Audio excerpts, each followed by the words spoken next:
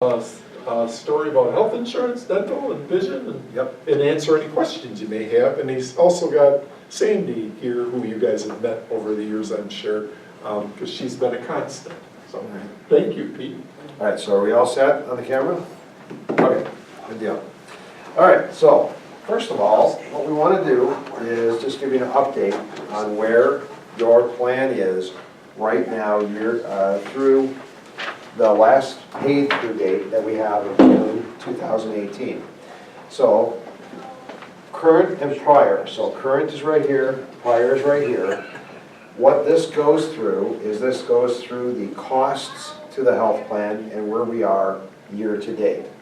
So of the 455 members, and that has stayed consistent between the last reporting period and the current reporting period, there's no change there. You can look and see the classes of claims: facility inpatient, facility outpatient, professional, and ancillary.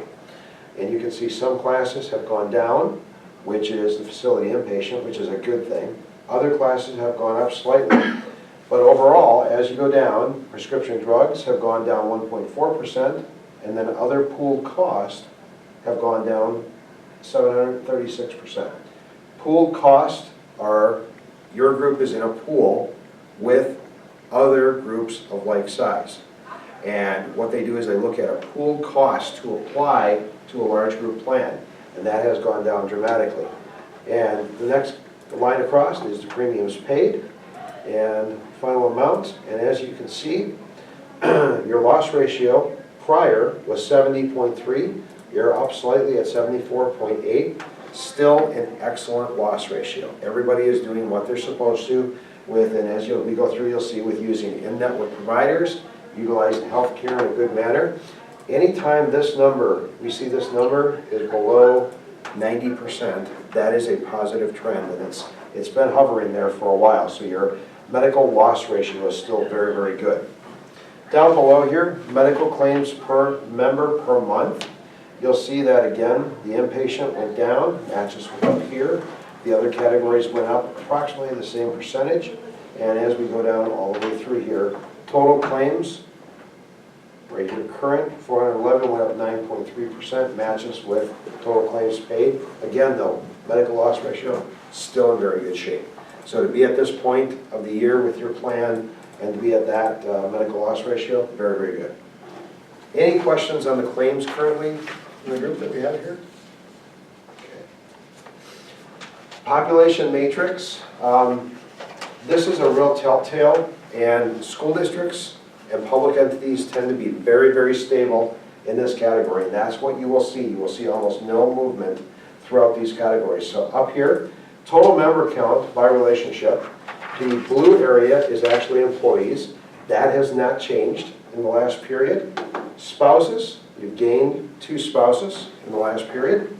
And children-wise, you lost 2 spouses and you gained 2 children. So again, very consistent demographics of your group. And then if we go down here, percent of total membership by relationship, you can look and see the percentages in each category. Very stable, very little movement at all. That's what a health carrier likes to see in a plan, and that's one of the things that does help having a stable population. That helps your health plan stay in a consistent low loss ratio. Now, Brent can attest, years back, that was not the case. This plan is now running extremely well. Membership-wise, again, a couple things that we look at. So risk profiles, summary of age and gender risk profiles. So up here you can see concurrent, and you can see age, gender. Those are your percentages. More telltale though is down here. So right now, age, gender factors, you can see prior and current, very consistent, not much movement. Comparative benchmark, you are well below the comparative benchmark in both the age, gender factor, and you're right on with in the concurrent category. So it's very, very close. So again, plan is running very, very well. You don't have a lot of fluctuation in your census within your group. One of the things that we look at, and we do this on a regular basis throughout the year, is we look at claimants not by person, and these member keys over here, that is just simply member claim key. It does not relate to any member in particular that we can see, and we don't share that. But what they do is they go through and they list all of the different claims that are over, typically over 20,000. Now you'll see all of these, they start off at about 20,000 right there on the bottom, and they go all the way up to 200, just over 200,000. We also list the code description for the diagnosis of each one of these. And what you'll see is you'll see each one all the way through. Now what you'll see also as you get down here, you'll see things such as healthy male and healthy female kick in. That means that the person is a healthy person, but they have something that they had to treat for. And those can be things that we term as shock losses, like a broken leg or something like that, or just something health-wise that they had to treat for. But overall, there are several active cancers within the group, several neurological disorders that are being treated right now, and these are good things that they're being treated. One of the telltale signs that you'll see is predicted cost. On these active cancers, where you see the predictive cost on almost all of these are in a downward trend, that is a good thing. That means the main treatment of that disease has occurred, and this is ongoing treatment or maintenance of the treatment that occurred. So it keeps going down, and that's a good trend. And again, that helped to keep your medical loss ratio low. Any questions on this slide? Could you speak to that pooling? I was talking to somebody today about, you know, sometimes a big claim is better than a combination of small ones, or how that exactly works for us? Sure. So what Brent was talking about is pool cost. What carriers do is they typically look at a group of claims and a group of enroll that they have on, and they're pooled together.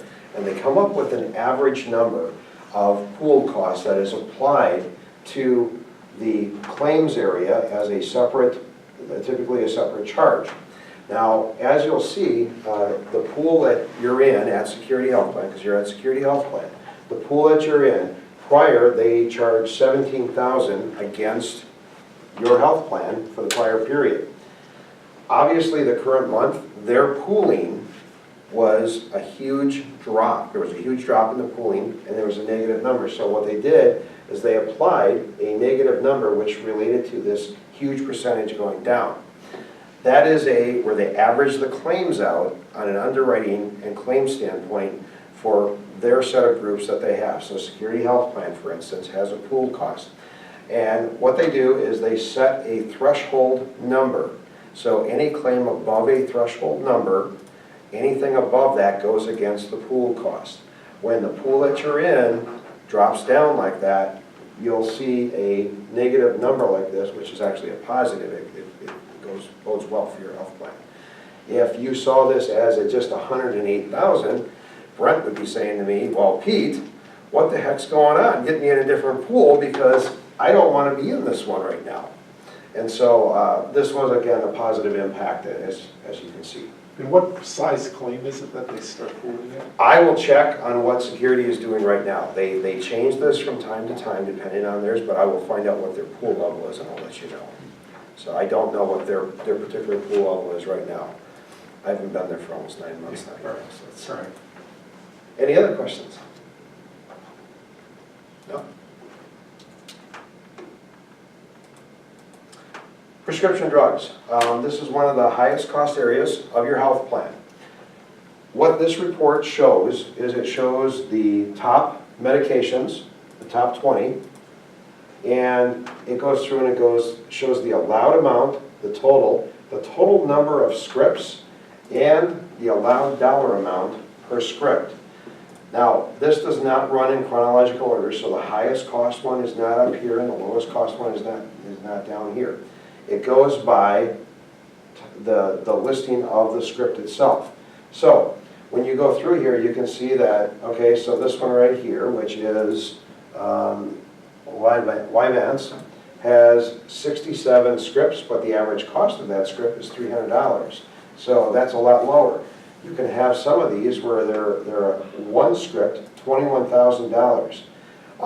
This obviously is for a period of time, And so what happens is that script may have been given out once, it may not have worked, or it may have worked and they don't have to give it for another 6 months. So sometimes you will see very high cost scripts on here, and then again the next month, the next reporting period, they will not show. And that has a very number of reasons. If it didn't work, or if they were going ahead and they were just doing it once every 6 months or once a year. This one in particular, this third one down, this Frizar, that one there is one that I believe, if I recall correctly, it is only used once, and then it typically goes for at least almost a year cycle. So it's used as a one-time drug. Sometimes they would try it again, but looking at this, as you go down, you can see some of these high ones, the average cost of the script, $216. Most generics will not show on this report, and most of the folks that are on the health plan are using generic medications. So these brand name specialty meds are typically only used when no other alternative is there. Any questions on the scripts at all?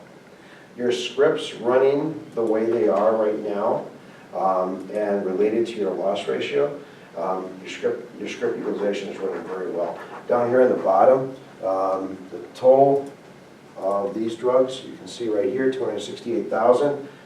All other medications, including all other total, 130,000. So that would include all of your generics, anything that's not included on here. The top 20, we typically see, this is 67, we typically see it between 60 and 75% of your drug spend is going to be in your top 20 medications. And the rest of it is, 32% of it is all, probably a majority of that is generics down there. The good thing is, diabetic medications also fall down here, insulins, test strips, things like that. The good thing is, when you see drug utilization like this, that means people are treating for conditions to keep costs down in the future, and they're using their medications. So they're utilizing their health plan, and they're taking their medications. Brett wanted me to talk a little bit about your dental plan. Just to talk a little bit about it, we're going to actually go through the dental plan as well. One of the key factors that a lot of people don't know is that when you go to the dentist, they are not just looking at your teeth. They are actually looking at your gums, the entire inside of your mouth. They're also looking at other characteristics of your health. They can detect 120 diseases during just a routine oral checkup. Throat cancers and other cancers of the mouth are more often than not detected by a dentist and not a doctor. Typically, a doctor will look at you and they will see you on usually an annual basis unless you're having an issue. A dentist will see you usually 2 times a year, sometimes more than that. They can find a spot in your mouth quicker than a regular doctor can, because when they're doing a doctor's doing a tongue depressor and an oral exam, typically they're just doing a surface view. A dentist is actually in there, light magnifying glasses, and they can see little things form. So the utilization of your preventative care on your dental plan is very, very important, because many diseases can be detected very, very early. So your Delta Dental plan. You actually have one plan with 2 options that you can utilize from a network standpoint. You have Delta Dental PPO coverage and Delta Dental Premier coverage. Your annual maximum is the same between the both. However, when you go to diagnostic services, all of that is the same, but when you drop down here to the major, basic and major services, you will see there are some differences. When you're going to the dentist, always check which column your dentist falls in.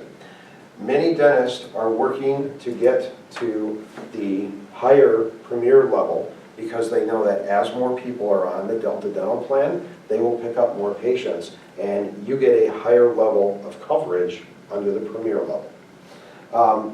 $140 copay for crowns, inlays, and onlays, then 100% co-insurance.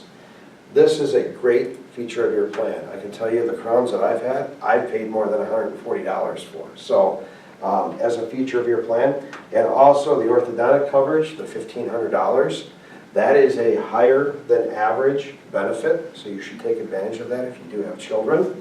The $1,500, typically it's about $1,000. So a very good dental plan to have. Everything in the categories here that you see, whether it's 100% or 80%, those are very high coverages, and it's just a great plan for you. Hey Pete, Yes. that should be till age 26, because we changed it a couple of years ago. We follow by the health. See at the bottom where it says dependents? Where it says to age 27? Yep, it's Okay, 26. Sandy, you want to take note of that? I will. That's, actually, this is right off of your Delta Dental thing, so we do need to get that changed, yeah? Yeah. Yeah, and it should match, it should, dependent eligibility should match with that, so we'll get that changed. Good catch. Vision plan, your NDA vision plan is a very good vision plan. You have the option of going to a participating provider or a non-participating provider. The benefit varies based on in-network or out-of-network. This benefit is one of the most highly unused benefits when people buy it. When people buy a vision plan and they have a vision plan as part of their benefit, typically they forget about it, they don't use it, and that's how the premiums stay as low as they are. If you have this plan and you utilize it just for an exam and just for glasses or contacts alone, more than likely you make money on the plan above and beyond what the premium paid for it is. I know on mine, personally, all I have to do is submit my receipts for my contacts, and it's more than what the premium is. And we do very well with it. So you are very fortunate to have this plan. The examination every 12 months, if you go to a participating provider, it's covered at 100%. Non-participating provider, the reimbursement is up to $21. Now, when you go in for an exam, and you have the security health plan, you do get your routine vision exam every 12 months based on your health plan. But also show them the NVA card, because if there is anything that is not covered under the normal vision exam, like an additional refraction or anything like that, it can fall under your vision plan, and that can provide you with additional coverage so that you don't have any out-of-pocket. Securities is a very strong benefit. Some carriers do not have that strong benefit on there anymore due to the Affordable Care Act. They went to just a exam for diseases of the eye, but securities is very strong. You're very fortunate to have that. But anything else, make sure you show your MBA card if you have it, because you can get additional exam services. Also, when you go down here to lenses, coverage at 100%, and then you've got the different types, the single vision, the bifocal, trifocal, all of those shown there. They give you either an allowance for it or they're covered up to a certain percent depending on in and out of network. Frames, once every 24 months. So your lenses you'll see are every 12 months. So if you scratch a lens, you can get a new lens the next year. But frames, every 24 months. Or, and this is an and or. So it's either lenses and frames or contact lenses. And right there it says in lieu of. Contact lenses, typically on the plan, you will be able to buy your contact lenses for a year and not have really any expense from the plan. The other contact lenses that are listed down here, up to $50, $60 retail for specialty. And then down in the bottom, medically necessary, covered up to 100% or $100, depending upon which plan whether you're in network or out of network. So, very good plan. Darlene, anything on here that I missed? Perfect. I want to make sure, because No, you perfect. should have had that other one on the demo. That's right. So any questions on the vision plan? Please use this. Like I said, most people, they have vision plans nationwide, have very low utilization. People have them as a benefit, and then they don't use them. And matter of fact, this morning my wife asked me, do you have your receipts for your contact lenses for this year? Because we're getting up to the end of the year. And I said, yes, I do. And she said, are you going to leave $175 on the table, or are you going to submit them? And I said, I'll give them to you. So that's, you got to keep up on that. Sandy laughs, she knows why. And that is it. That's all I have for slides. Open it up for questions, if there are any. And I apologize, I should have had one more slide on here with my contact information, because that's new, and we'll get that over. We'll get a revised slide deck over to you, Darlene, so that you can get it online. And it'll have my contact information and Sandy's contact information, so that any of the staff and teachers that need to contact us can do that. Pete, why don't you introduce yourself more and tell us what you've done in the past? How far back do you want me to go? Well, Darlene? tell us about security health. Okay. My name is Pete Feliska. Brent and Darlene were actually, I'm pretty excited to have me work with them. I was pretty happy about that. I was on the broker side for 10 years, and before I joined ANSA in April of this year, I was at Security Health Plan, your health insurance carrier, for two and a half years. Worked for Marshfield Clinic as an employee at Marshfield Clinic at Security Health Plan. And I worked on actually implementing the health plan here at Mosinee. That was one of the first ones we did. And so I have actually extensive experience and extensive background. And I actually stayed and worked going forward with Brent and Darlene as time went on. At my time at Security Health, I didn't just hand it off due to some things that were going on at the health plan.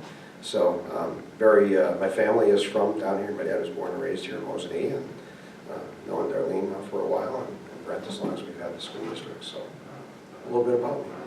And I live in Cronerwetter. I have a Mosinee address actually, and so actually local office is right across from the airport, where we all office out of.